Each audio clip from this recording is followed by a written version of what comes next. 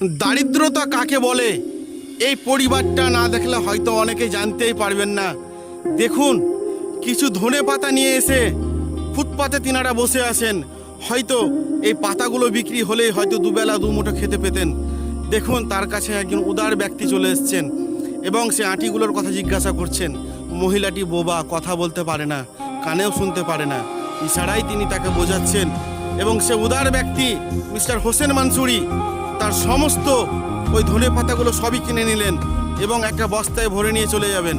দেখুন, তাকে টাকা স্বরূপ হিসাবে তার বাচ্চাকে আদর, যত্ন এবং তার হাতে কিছু টাকা তুলে দিলেন। হয়তো ওই শাকগুলোর দাম এত নয়, তবুও তার মানসিকতাকে সত্যি স্যালুট জানানোর মতো। দেখুন, তিনারা আনন্দে চলে গেলেন এবং হোসেন মানসুরি সেই শাকগুলো দেখুন কিছু গরুকে সেগুলো খাইয়ে দিল। হয়তো মানুষও খাবে না, তিনিও জানতেন, কিন্তু কি করবেন, সত্যি কতটা ভালো লাগলো।